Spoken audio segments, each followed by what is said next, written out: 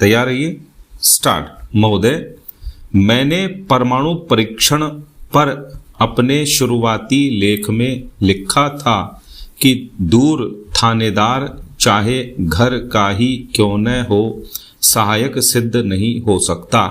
यद्यपि उस समय कुछ बुद्धिजीवियों को यह बात अटपटी लगी होगी, लेकिन जेनेवा में हाल ही में संपन्न हुए 5 परमाणु परीक्षण सर्वोच्च देशों की बैठक का नतीजा मेरी उस बात की पुष्टि करता है।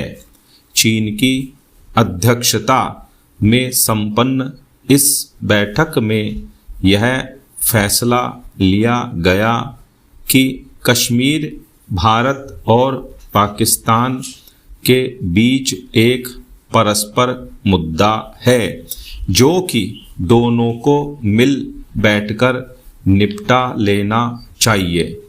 यह सच है कि चीन पाकिस्तान को लगातार सहायता पहुंचा रहा है। यह भी सच है कि यह सहायता कश्मीर में भारत के विरुद्ध इस्तेमाल की जाती रही है।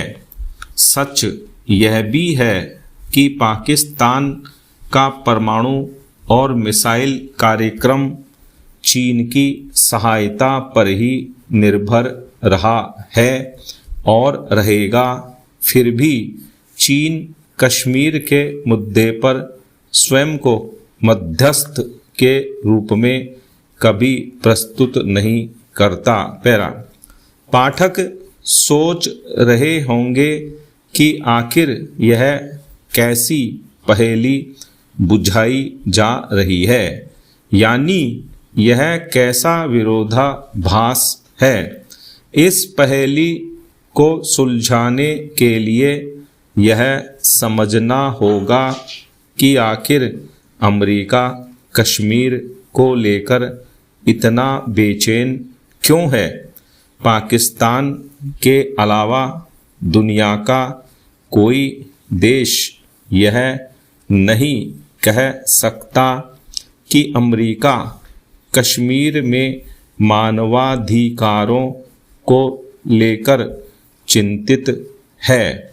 ब्रिटेन इतिहास में बहुत रुचि रखता है और इतिहास में यदि कोई परिवर्तन दिखाई पड़ता है तो ब्रिटेन का गौरव उसमें आड़े आ जाता है। अतः कोई भी जमींदार यह नहीं चाहता कि उसकी जमीन से सटी हुई जमीन पर कोई दूर दराज का जमींदार दखल दे।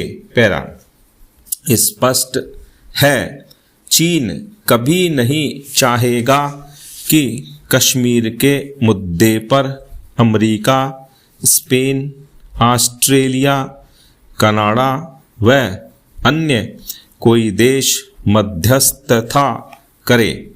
यदि इतना दूर दराज का कोई देश कश्मीर में कोई हस्तक्षेप करता है तो यह भारत के पड़ोसी देश को भी प्रभावित कर सकता है। चीन इस बात को जानता है। फ्रांस और जर्मनी को इसलिए शामिल नहीं किया गया कि कश्मीर के मुद्दे पर उनकी कोई रुचि नहीं है और ये दोनों देश कश्मीर को भारत पाकिस्तान का परस्पर मुद्दा मानते रहे हैं।